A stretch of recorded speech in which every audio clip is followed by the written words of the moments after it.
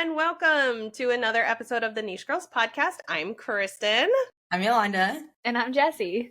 And it's so good to be back with you guys. We've been off for like, I don't know, it feels like 10 million years? A million years? Almost like a month. It's just 6 been a million month. years? I don't know, like a really long time just because Yolanda was away for like 3 weeks in Japan. And Jessie and I were working aboard the cruise line last weekend. So like we have just been all over the place, so busy. Crazy. Yeah, so that's kind of the topic of this week's episode. We're just going to kind of talk about all that we've been doing, how it's Disney related. Right before we hit record, Yolanda was mentioning that she hasn't been to Flower and Garden yet, and Jessie and I had thoughts, so we were like, hold, pause, save it, because we'll give everyone our thoughts while we're at it. Yeah.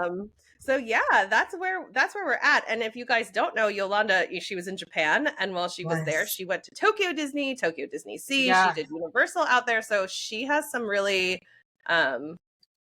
awesome. I'm so jelly. Yeah, it so amazing. A lot of thoughts, but like good and bad, definitely. Of course. Yeah. So let's start with you want to start with that, and then Jessie and I can talk a little bit about cruising and all of that. Sure, absolutely. We want to hear all about your Disney and uni experience. I mean, we got a little bit here and there on text message, but it's like very hard to compare and contrast. But I'll start obviously with Disney because I'm wearing the shirt, and that's what we're here for, you know. Yeah.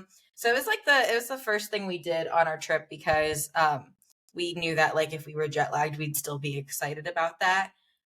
But we had been like sleep training before, so the jet lag really wasn't like too bad. That's good. If you have a job or a time schedule where you were able to sleep train, if you were going as far as like Japan or New Zealand or Australia, I'd like highly suggest it, just because if not, it's a journey. Like I didn't get to do that coming back, and coming back was not fun. It's a 12-hour difference. So anytime it's like 6 a.m. over here, it's 6 p.m. over there. So I was trying to go to bed before we left around 5 and 6 a.m. to like make it better. I could never do that, honestly. Like, no, I just couldn't. I do it slowly. Every night, like push yourself back a little bit. Like that's how I did it. So like the first week, like 3 weeks before, I mean, it's very easy with my job. I get home at 2 a.m. Like that's true. For anyone watching, I'm already up till like 2:33. So I only had to push it, but I normally fall asleep pretty quickly after getting home. So, but I didn't have to push it that far. But if you're a 9-to-5er, I can imagine the jet lag would be insane. Yeah. Going to Tokyo Disney. So the first thing that I'll say is that like the first difference is there is a monorail, and it's very, very, very, very cute. But you do have to pay to get on, which I thought was interesting. Yeah, what? Every time you ride it, you got to pay to get on because it's connected to like the main train stations of Japan. Interesting. But that's it's like cool. A couple dollars. But like even if you're staying on the hotel line, so if you're paying like $900 a night to stay at the Miracosta, or like I was staying at the like a good neighbor hotel. I was staying at like a Marriott on the monorail line. You still have to pay. It doesn't matter if you're staying at the hotels. Interesting. Yeah, Toy Story hotel, any of that, you got to pay to get on. So that's like the first very big difference because you just walk up the monorail station. Yeah, it's like a train. It's not like the Disney train. No, it's like train. Like you got to put in a ticket and everything. So that was very interesting. We bought cool. We bought a 4-day pass, so that made it a little better, but it's only a couple of dollars. And then the next thing, before I get to like most of the upsides, is that a lot of people, if you follow anything about Tokyo Disney, or if you looked it up online or YouTube, you'll see videos that are like harrowing about the crowds and people lined up before. And I thought, I'm going on a rainy Tuesday, Wednesday, and that it would not be that bad. How bad could it be? And that was a lie. Okay. And I mean like really rainy, really cold. Like it was 45 at night. It was very cold and raining the whole time. And this did not deter anyone. It did not deter a single person. Everyone that has umbrellas, it didn't matter to anyone that it was cold and rainy. Everyone there was prepared for this, obviously, because what about if it's hot and sunny? Would that be opposite? Probably not. I think they're in it to win it. Wow. So we got there, I think an hour and a half before the park opened, and the lines were already like, I mean, I have videos that I sent just in case. What time did the park open? Park opened at 9 a.m. and they normally open the doors around like 8:30. Okay. So I got there, since I was staying there, around like 7:30, and like still insane lines already.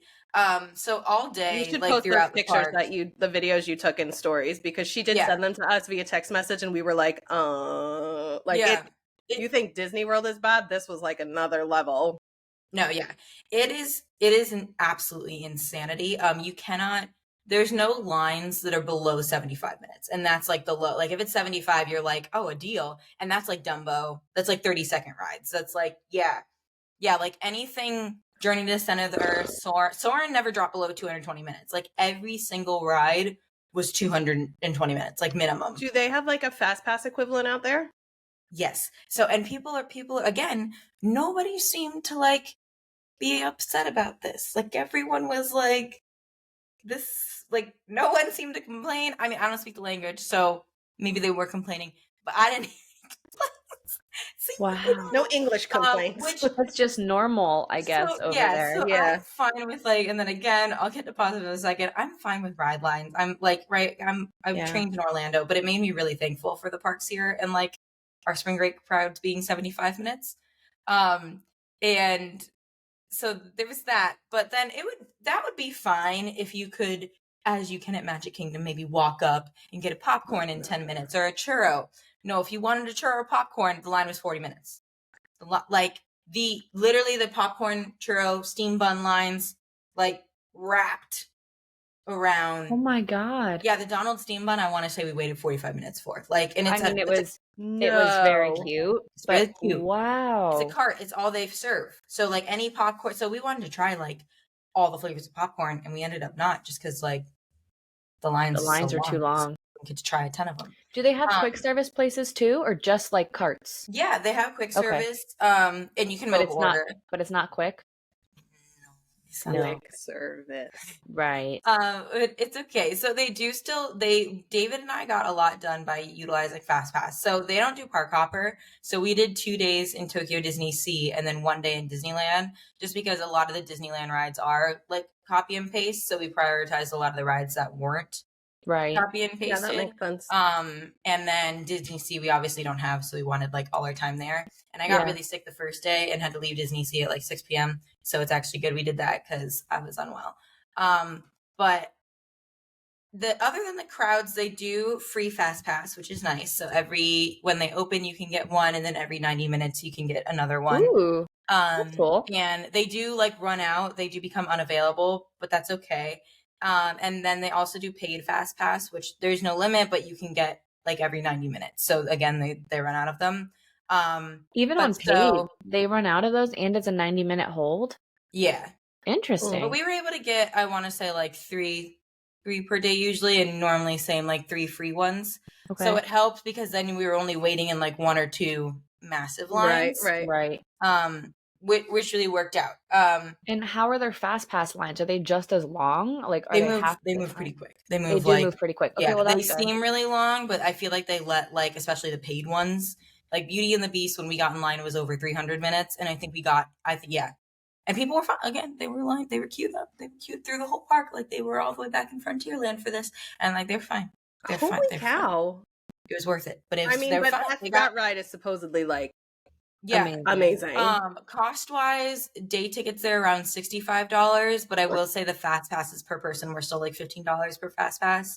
So, but obviously, like we're visiting, so we spent the money. But yeah, $65 for a day ticket seemed insane. That's ridiculously reasonable. Yeah, and then I could do like a whole thing about this. The only other thing that I noticed is that like if you are a picky eater there, I think it would be really hard to go to the parks. Because like for me, even the American food that they did have, it doesn't necessarily taste correct. The thing that I'll say, like the pizza tastes like, if you've ever had like government lunch pizza, it tastes like that. It doesn't taste like our pizza. It just tastes different. Same thing in Universal. Like my stomach was like not doing great the whole time. So I kept trying to switch between like Japanese snacks and like regular food. And yeah, just like that's why I ate like the Mike Wazowski melon bun. Like I was really trying to eat breads. And everything just tastes really different. So if you are someone with maybe like a very specific palate, I'm not sure you'd have like I think you might want to bring some snacks from Can you even bring convenience. snacks though to a different country? You can bring like 7-Eleven snacks. Like chips as long stuff? as they're packaged, correct? Yeah, I don't know how much you can pack in your suitcase, but I think you might be able to pack like peanut butter and jelly stuff. Yeah. I should have. That was the biggest thing I missed. I was there for 18 days in Japan, so I really miss peanut butter and jelly. They sell peanut butter sandwiches and they sell jelly and butter sandwiches. That's so weird. That's so different. Okay? So, and I realized also that like for someone who works in the food industry, I didn't realize that I had a relatively plain diet, and then I went over there and I do. But I still tried a lot Which is crazy because like you eat more stuff than I do. Like I thought I ate a wide variety of stuff. Food and stuff like and that's I learned I don't. So that I also noticed in terms of traveling that if you are a vegetarian or someone who follows the strict vegan diet at Tokyo Disney, you'd struggle quite a bit. Most of their dishes are meat based. Also, all of their mobile order menus, you obviously have Google Translate, but if you're in a rush, their app is in English except for the menus. So the menus, David and I were just ordering by picture, like they're not in English at all. Yeah. And then that was another thing. So a lot of the Tokyo Disney employees, they have like a little translator on their neck to talk to you. And then obviously you have Google Translate. All the signs in most of Japan, except for when we went to really, really tiny towns, were in English as well, which I did think was really nice because our Disney, the signs are not in multiple languages. You can get a map in multiple languages. Signs are in English. Yeah. A lot of signs everywhere there are luckily in English and Japanese. That's nice. As far as like the city of Tokyo, a lot of people spoke English. Like we found a lot of people. Tokyo Disney, a lot of people did not speak English. It's not necessarily, it's not like in the city of Tokyo. It's like right, like Tokyo Bay. It's like right outside. I think I ran into maybe 2 cast members that were like a little bit more fully fluent. Like we even ate really like interesting. You would think that they would like. The princesses do. Around the world, I was just about to say that people speak English. The princesses do. I was really shocked by it, and obviously, like I loved it. Don't get me wrong, everything was amazing, but there was quite a culture shock of like I definitely when I went to Disneyland Paris, everyone spoke English. Like I was going to say that in Disneyland Paris, I had no problem. Like I speak French, and I was like, "Oh, everyone speaks English," you know. Everyone. I think I hit maybe one cast member at Disneyland that like Disneyland Paris that people were like, "Oh, let me get someone," but because they didn't like fully comprehend what I was saying. Right. No, in Tokyo Disneyland, everyone it is like full Japanese. Wow. Which is very cool. Were the princesses like princesses they speak English? They speak English only or they speak both? I think it's kind of both. So like the people who like when I went to Osaka, the people who were American like presenting, or who were like British presenting, right? They looked like me, I'll say, who did the Harry Potter show. They did it half and half. So like some of the hippogriff show was in English but the people who still looked like me were also speaking Japanese for part of the show. That's so cool because I know that like they like put ads and submissions in the US to send people over to Tokyo. So that's really cool. Like that the princesses, like maybe it's a requirement they have to speak both languages. I bet you it is. Or they might teach them like a certain amount of phrases. Yeah, they learn like a base probably. Yeah, to get them by. Yeah, that's really cool. Everyone is still cast members. They're still really, really willing to help. I lost a hat. I had to go to guest services. I was crying. And you could tell the lady like felt very genuinely bad. She just kept apologizing too for like not speaking language. And I was like, it's really okay. I'm in your country. Like, don't. Yeah. Right. Don't worry. I mean, I'm in your country. I'm in your country. Here. Don't worry about it. Like, but we were there during the 40th. And so they had these really cute things that they came, my planner dropped. They came in a circle like this that they give you at like the front of the park. There we go. I'll put them on the gram. And so they came in a full circle and they'd give them to you. And anytime you encountered a cast member that like went above and beyond, you'd give them that. And then it was the same thing for cast members. So like we ate at Teddy Roosevelt Lounge. So if the cast member also felt that you were really nice, or not even also felt like at Teddy Roosevelt Lounge, like if they felt that you were really nice, they wrote something and gave you one too. That's so like cute.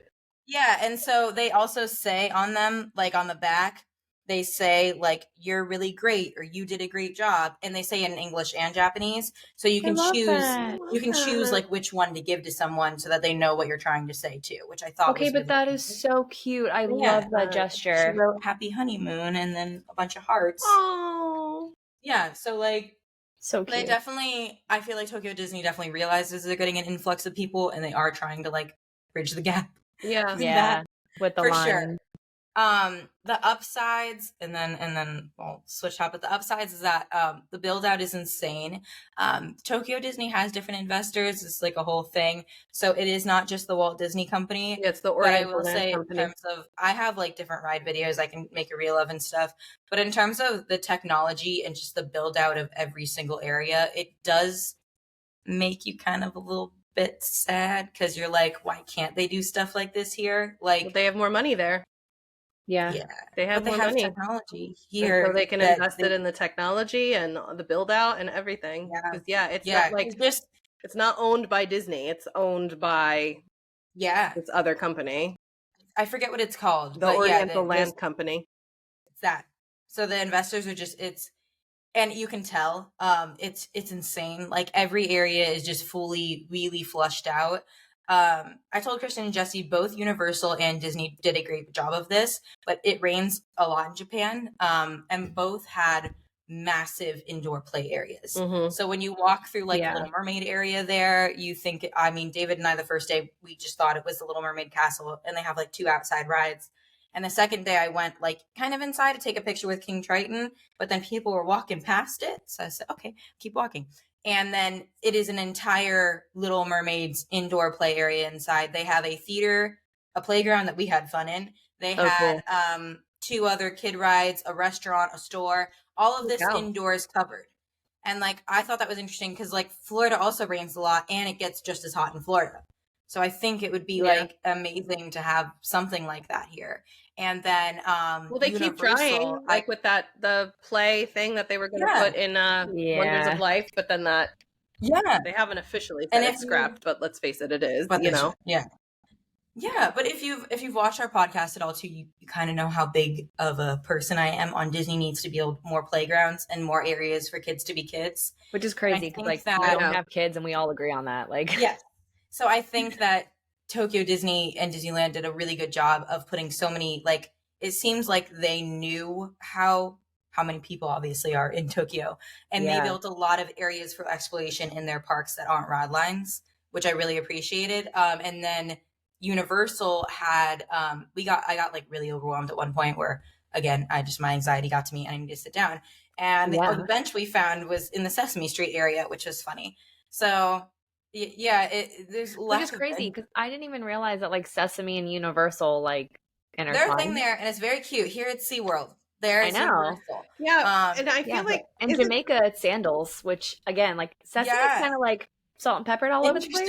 Yeah, aren't they like technically Muppets too? I know they're like a different division of Muppet, but like they're Muppets. Like Elmo's a Muppet. I think they are. So it's like it's Jim Henson, right? Like, didn't Jim Henson do that? Yeah.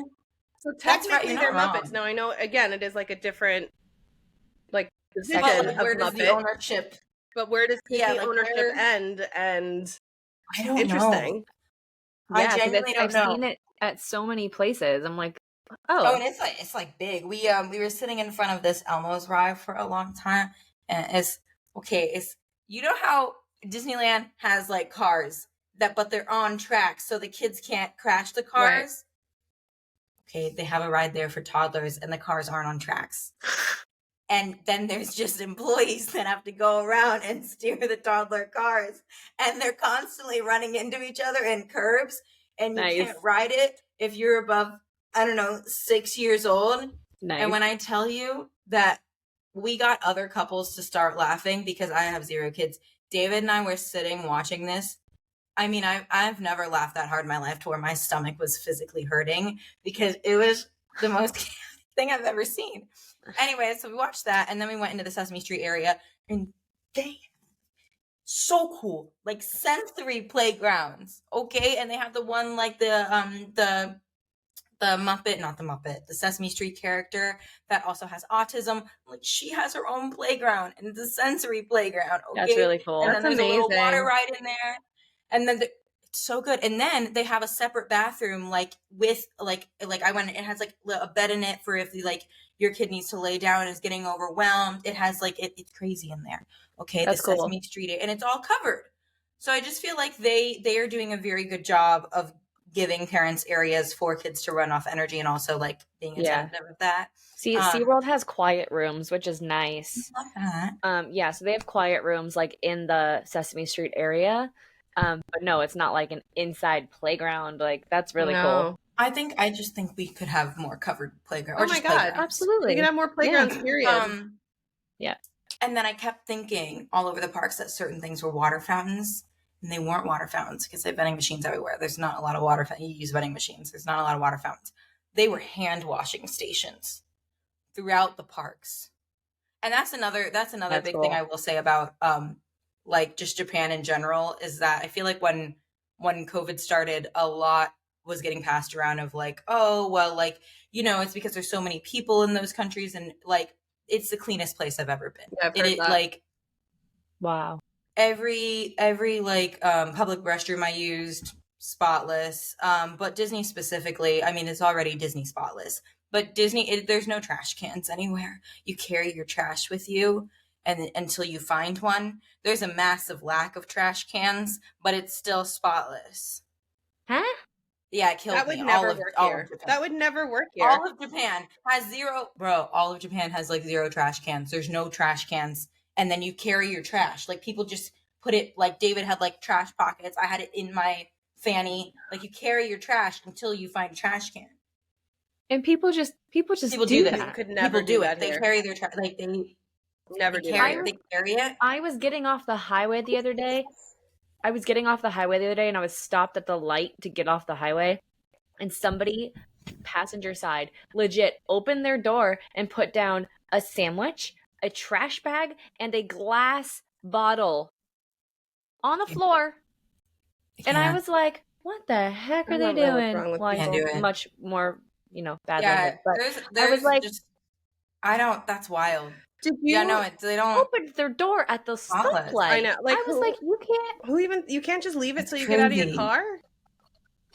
That's apparently not. It's disgusting. But like, people are gross. In Japan, they carry it with them. They carry it. They genuinely do carry it. And it's so like the parks were immaculate. You sit down, like, so for parades and everything, you obviously do want to get there like an hour early, but everyone sits down on the concrete, and they sit down an hour early on the concrete. And then I know what you're thinking. Oh, when it starts, do they stand? No one stands. I've heard that too. You sit. They're like very you considerate. Sit the whole time so you all can see, and then the people like maybe 8 rows back, they stand.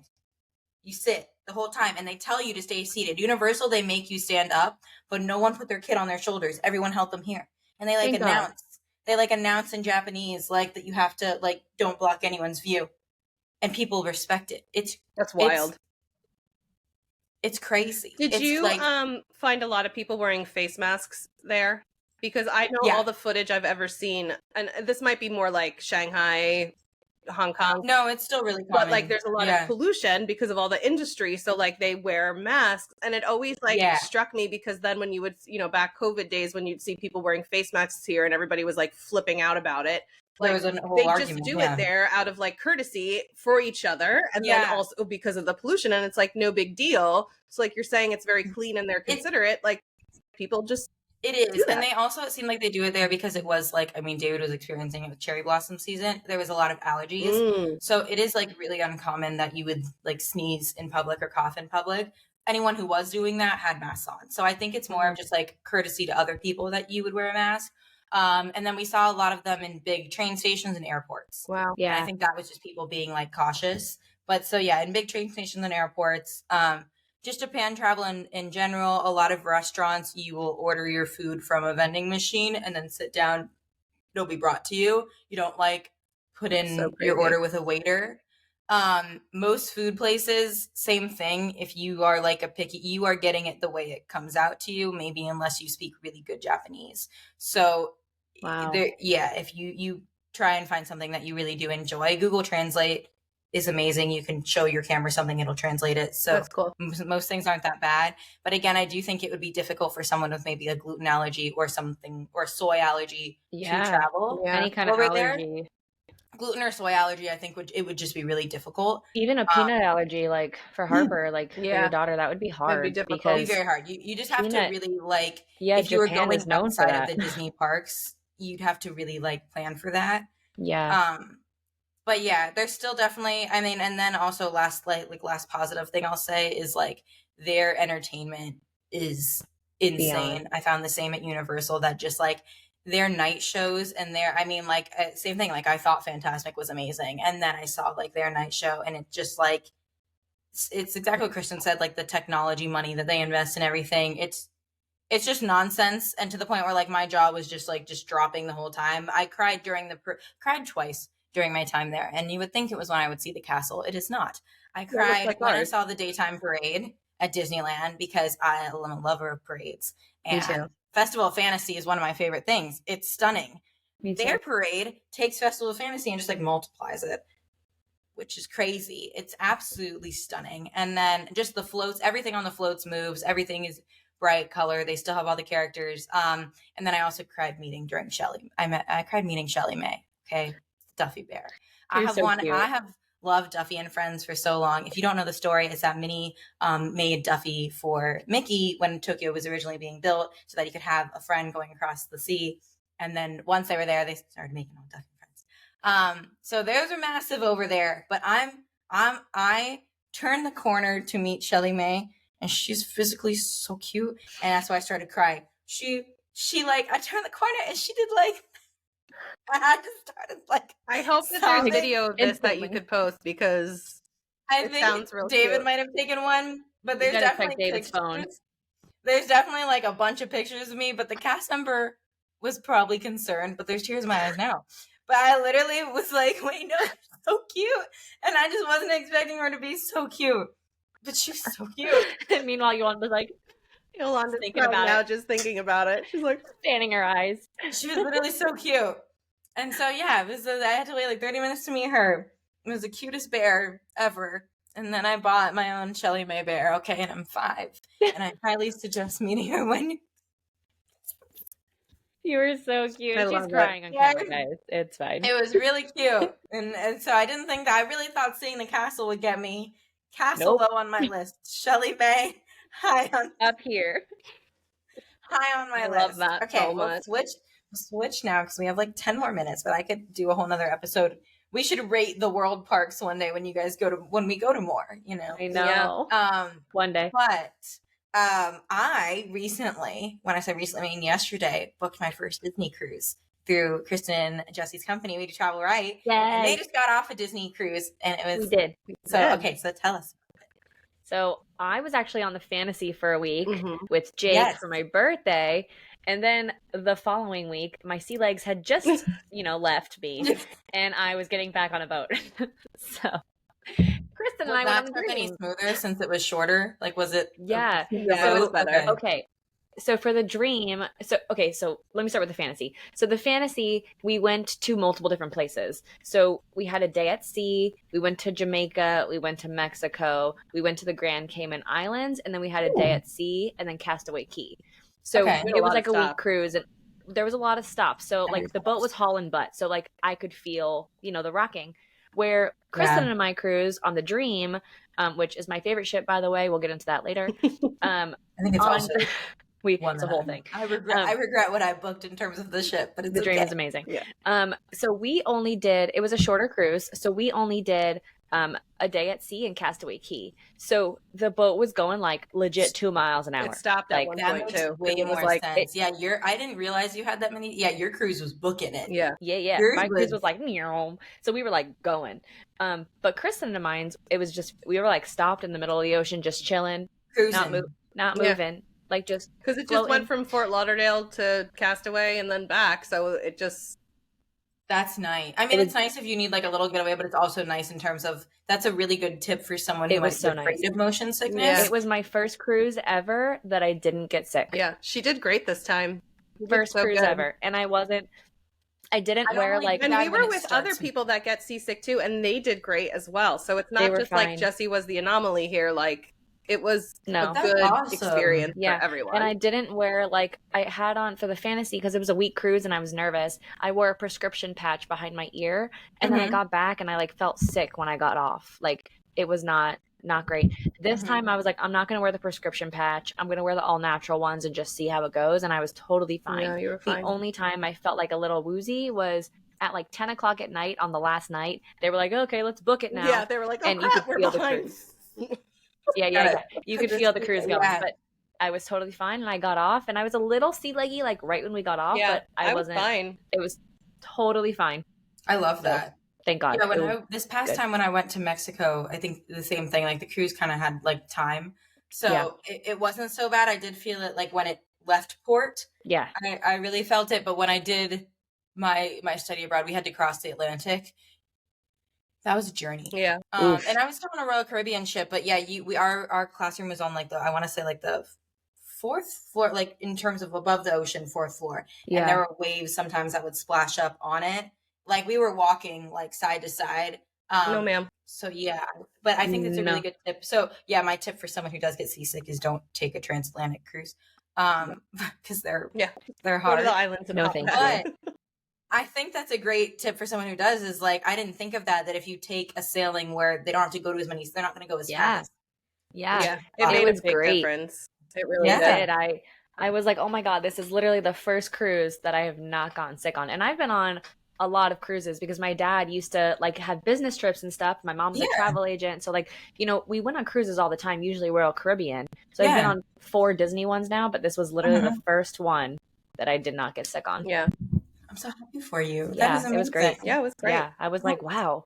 Well, what was that? Did something that I am thinking about doing when I go, but I watch a lot of Mammoth Club's cruise videos. Yeah.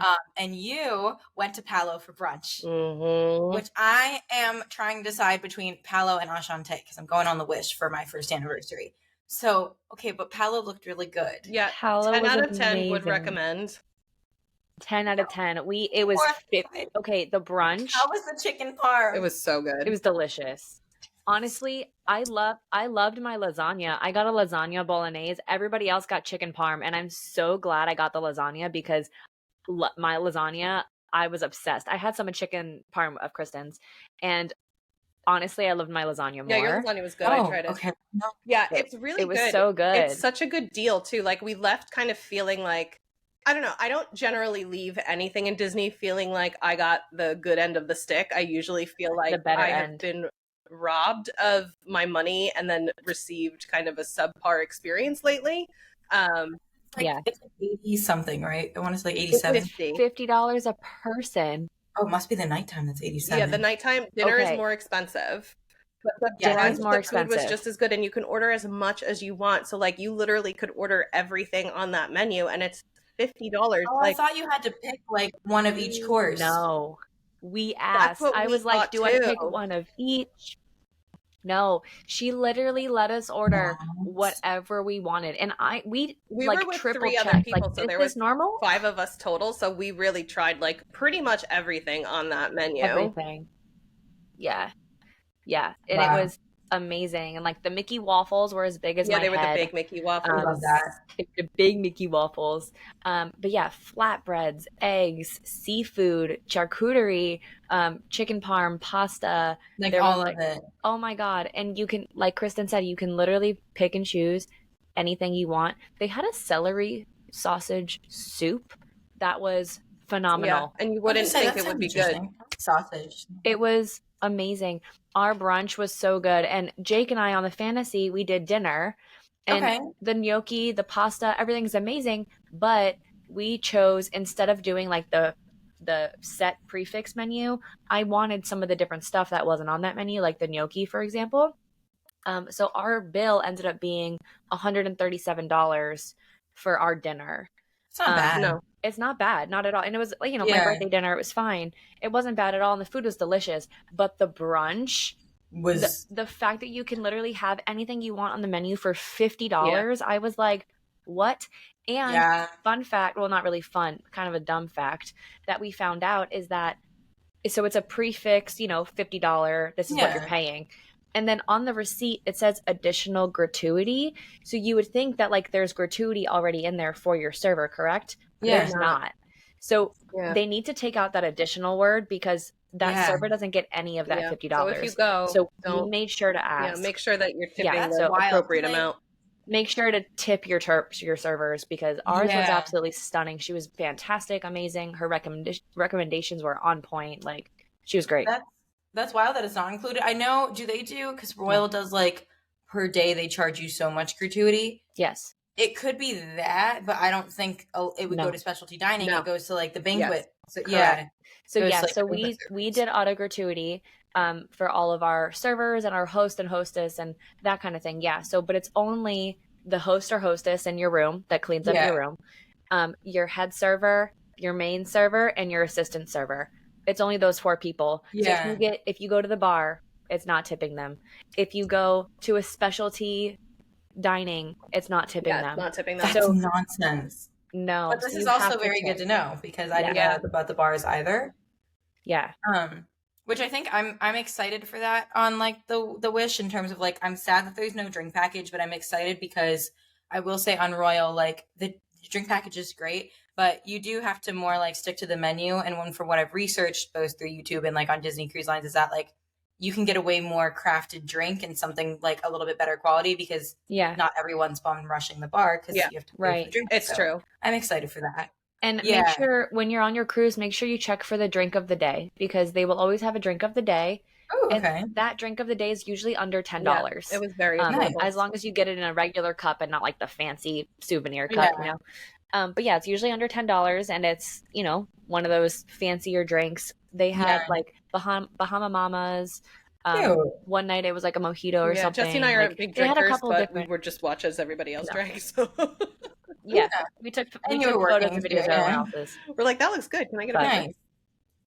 You guys got to go. Did you got to do any of the shows too? This time we did one. We didn't do all of them this time just because it was a short cruise and you know we were there for work and there's certain things that we wanted to cover. We've done them. So we did the Golden Mickeys, which we hadn't done the last time. How was it? It was cute. It was great. It's cute. It was really cute. It's cute, yeah. It's cute.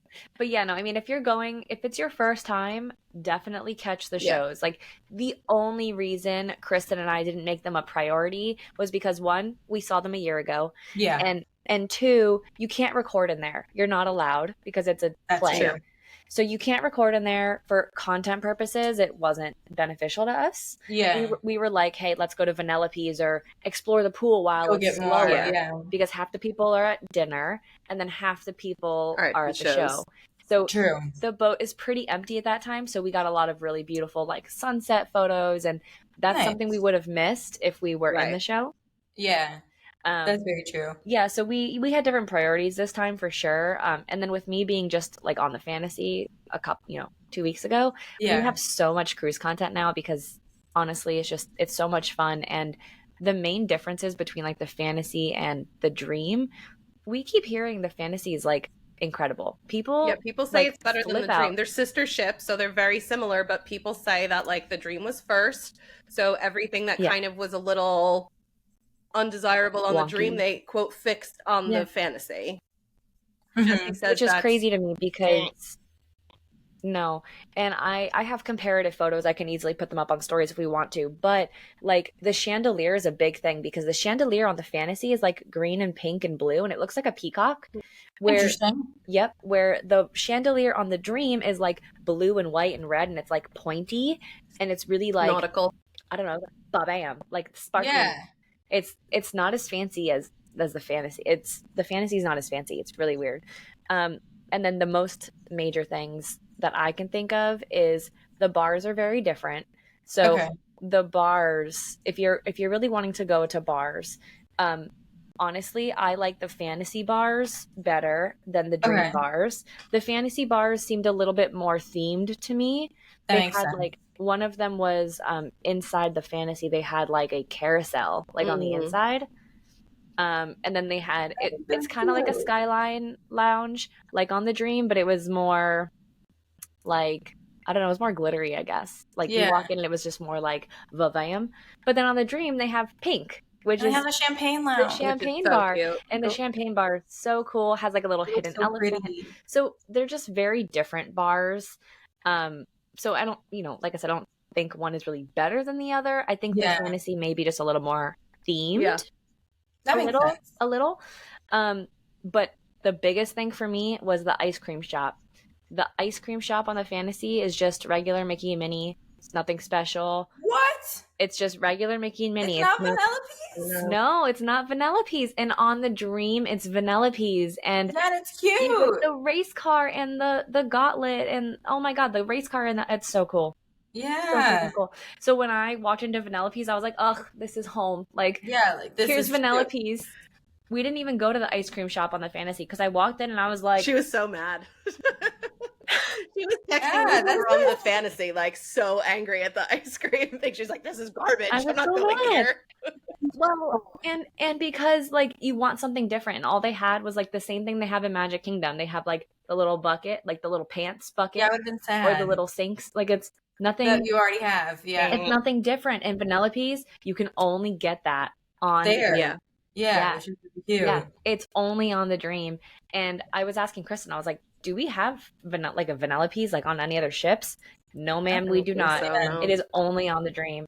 So that was they didn't do that in more places. Yeah, that was a major thing. And I was texting Jake and I was like, look at this ice cream shop. And he's like, why is that so much better? I'm like, I know. I don't know. I know. Did you think the rest of the food was still good, like outside of paid dining, like all the free like breakfast lunches that you could get included? Your breakfast is like a standard Disney breakfast. It has Mickey waffles and eggs. Like it's just the standard stuff, but it's good. Yeah. And you can go to a buffet or a sit down. So you have the option to do either one, which is really nice. The sit down is going to be more fresh. Or you can order room service too. That's what we did on our Castaway morning. We just had the breakfast brought to our room. And your choices are limited. It's not like you don't get eggs and bacon and the whole thing. It's just like cereal, fruit, baked goods. But like pastries. It was great because we were trying to get ready to get out the door to get to we wanted to get there early to get the characters in their new costumes, but we were late docking, so we didn't get it again, but it's fine. It's fine. We'll get it. That's true. But we were like trying to rush to get out, so it worked out great. Yeah.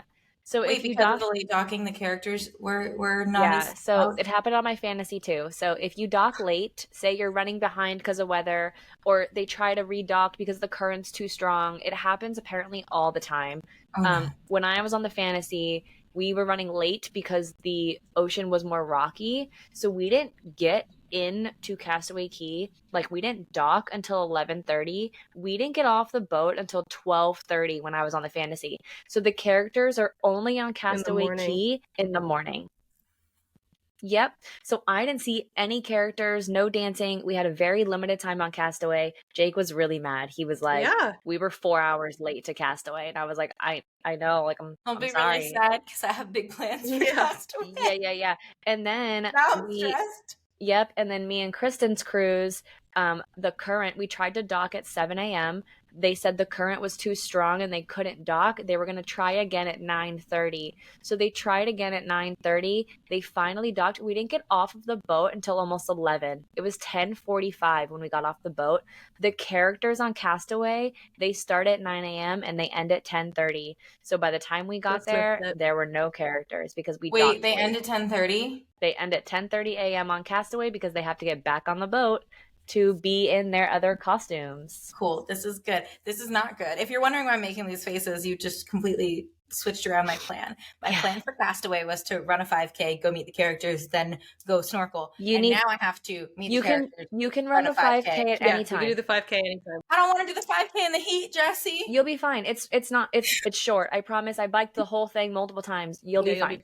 You can do the 5K You're on an island, so it's like it's warm. But medal. I just want the medal. Okay. It's cute. I was gonna do it this time, but Kristen wouldn't do it with me. So yeah, I'm gonna do it. So I can always grab you some photos. I'm gonna do it next time with my husband, who is a runner, but I will be walking. I biked the whole thing, but I didn't run it, so I didn't get it.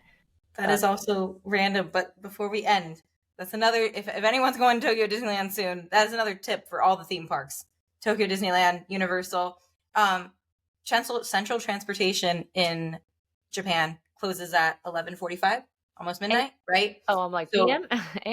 Yeah. So all the employees that work in these theme parks need to be back on those trains to be able to get home. So they shut down ride lines. So if the ride line is 200 minutes and you are not in it 200 minutes before the park closes, you're not getting on it. There's no 11:59 you get on a ride line. If you don't have a fast pass, or there's no 9:59 you get on the ride line, you don't have a fast pass, you're not getting in it. And they are strict about it. They will shut down like Bowser's Castle by the time we were already shut down. The Beast Castle, when fireworks, it's already shut down. Like, and it'll say it on the app, like the wait time will just disappear, and it'll be like DAP only, which means Disney Premier Access only.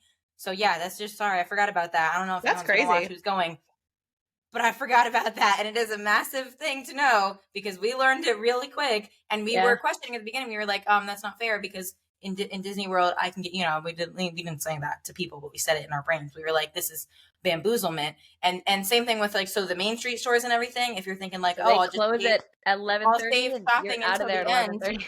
You have maybe half an hour after the park closes to do that shopping, and then they will move you out of those parks. It is not like us where like you got time to shop.